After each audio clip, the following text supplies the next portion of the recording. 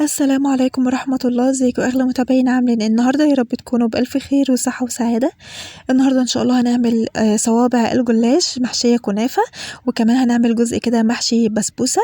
ان شاء الله الفيديو النهارده يعجبكم، وكمان عايزة اقول لكم بجد خطيرة جدا وطعمها حلو قوي.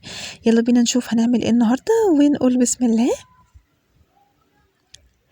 معايا ربع كيلو من الكنافة، حطيته في الفريزر عشان يمسك نفسه شوية واعرف انعمه كده بايدي. طبعا لو عندك كبة هتقدري تستخدميها، هتساعدك جدا جدا. هبدأ افركها كده وانعمها كويس كده بايدي.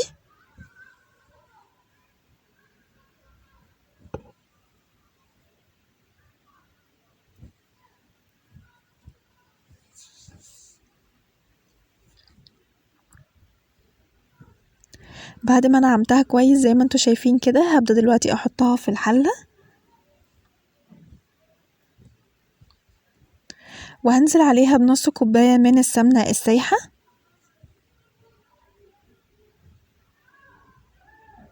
وهقلبهم كويس جدا مع بعض واتأكد ان الكنافة والسمنة اتشربوا كويس مع بعض جدا كده زي ما انتوا شايفين. هحطها بقى على النار، وتأكدي ان ايدك تبقى في الحلة في التقليب على طول، لانك لو غفلتي عنها مجرد دقيقة هتلاقيها اتحرقت من تحت على طول. المهم بعد ما حمرتها بالشكل دوت، هنزل عليها بكوباية من الشربات اللي انا جهزته. شربات خفيف، كوبايتين من السكر، عليهم 3 كوبايات من المية، عصرة ليمونة، وكمان حطيت ذرة ملح وظرف فانيليا. سبتهم لما هديوا زي ما انتوا شايفين كده، ونزلت بيهم على الكنافة، يعني خدت كوباية منه وهقلبهم كويس كده مع بعض لحد ما اتأكد ان الكنافة تماسكت شوية مع بعضها بالشكل ده.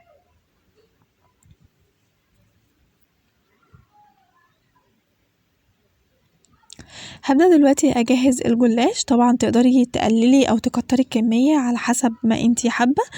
انا استكفيت باللفة دي بصراحة وطلعت لي كمية كبيرة جدا، اعتقد شفتوها في اول الفيديو.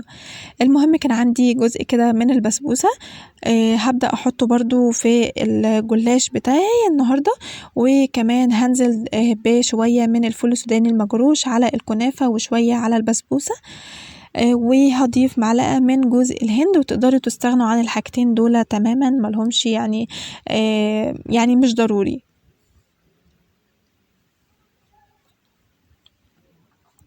هقلبهم كويس واخلي كل حاجة تتجانس مع بعضها بالشكل ده.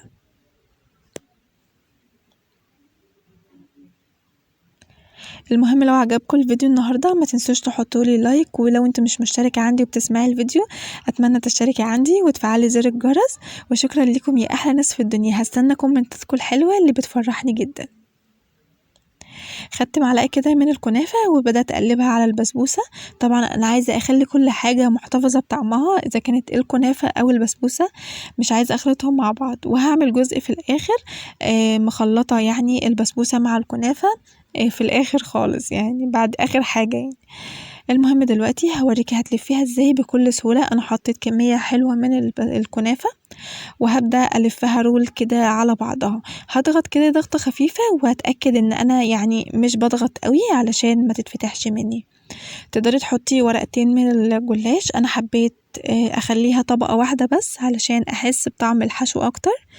تمام. هبدأ اقسمها علشان الصينية بتاعتي صغيرة، فتقدري تستغني عن المرحلة دي. كده كده هنقطعها في الاخر، بس انا عملت كده علشان الصينية عندي صغيرة. هقسمها بالنص كده وهبدأ احطها واحدة جنب واحدة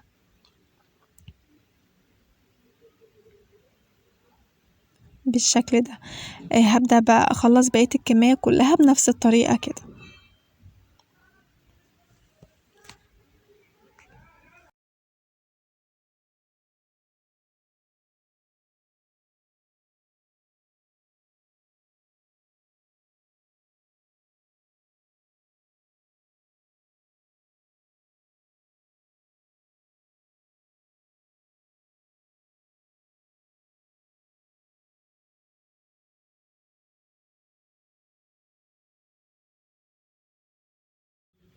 هعمل واحدة تانية قدامكم اهي بنفس الطريقة كده، وهبدأ ألف كده الجلاش على الكنافة كده بالظبط. ايدي تبقى خفيفة جدا وفي نفس الوقت بتضغط زي ما انتوا شايفين كده بالظبط. اللهم بارك، سهلة جدا وبسيطة ومفيهاش اي كلاكيع، كل حاجة بسيطة وسهلة طالما بتعمليها بحب. هبدأ ارصها بقى واحدة جنب واحدة كده لحد ما اخلص الكمية كلها. زي ما انتوا شايفين كده خلصنا اول صينية، اللهم بارك شكلها لذيذ جدا. هنبدأ دلوقتي نعمل بقى البسبوسة بنفس الطريقة بالظبط، مفيش اي حاجة زيادة ولا حاجة اقل، نفس الطريقة بالظبط. هندهن الاطراف كده بالسمنة وبعد كده هاخد البسبوسة على الطرف التاني، طبعا تانية الورقة يعني تانية جزء كده، وببدأ احط البسبوسة بالشكل اللي انتوا شايفينه دوت بكل سهولة.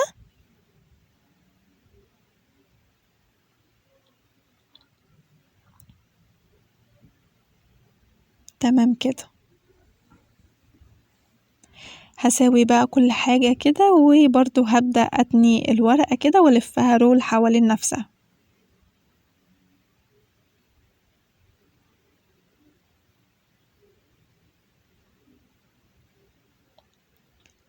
اللهم صل وسلم وبارك على سيدنا ومولانا محمد وعلى آله وصحبه أجمعين. اللهم بارك اهو، بصوا خلصناها ومتماسكة ازاي.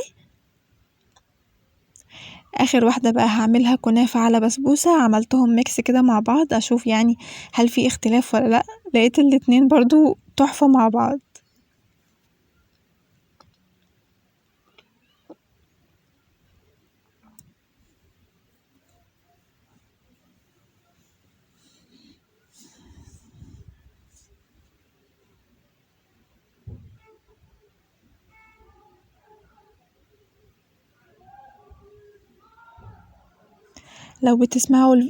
لو بتسمعي الفيديو بتاعي لحد دلوقتي اتمنى تكوني حطيتيلي اللايك، ويا ريت تسمعي الفيديو للاخر عشان المشاهدات عندي ضايعة جدا جدا، وكمان اللايكات.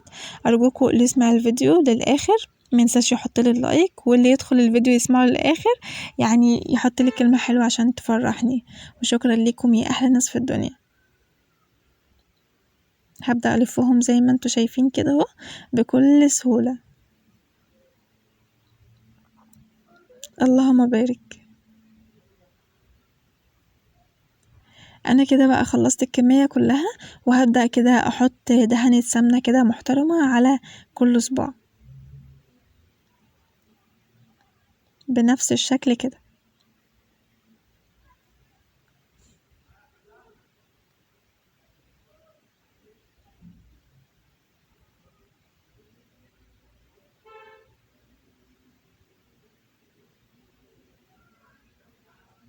بعد كده بقى هبدأ اقطعها، طبعا الحجم اللي بتفضلي اللي انت عايزاه. انا حبيت اعملها كده صباعي يبقى كيوت وصغنوني شوية كده اهو، وهبدأ اساوي برضو الاطراف واتأكد ان كل حاجة متساوية وشكلها حلو. هنحطها بقى في الفرن على اعلى درجة عندنا على رف وسط، وخلي بالك ما بياخدش وقت، انا غفلت عنه بس يعني ما كملتش 3 دقايق على بعض، غفلت عنه شوية، كنت بعمل حاجات تانية اتفاجئ ان هو خد لون زيادة، بس مش مشكلة انا راضية جدا عن النتيجة. بس نصيحتي ليكي حاولي ما تغفليش عنه خالص، ولما يخرج من الفرن على طول بتحطي له الشربات بيعمل تش كده. كان نفسي اسمعكوا الصوت بس يلا مش مشكلة. المهم هتسقيه على طول بالشربات وهو سخن جدا والشربات بارد. هتسيبيه بقى على جنب لحد ما يتشرب تماما، واوعي تغطيه علشان لو اتغطى هيبقى طري جدا.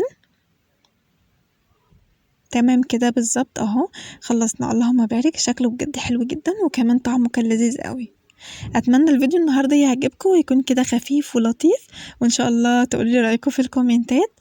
والناس الحلوه اللي بتتابعني من غير ما تحطلي اشتراك اتمنى تشتركوا عندي لو شايفين انه محتوايا حلو وعجبكم. وشكرا ليكم يا احلى ناس في الدنيا، واشوفكم فيديو جديد قريب جدا، وشكرا ليكم والسلام.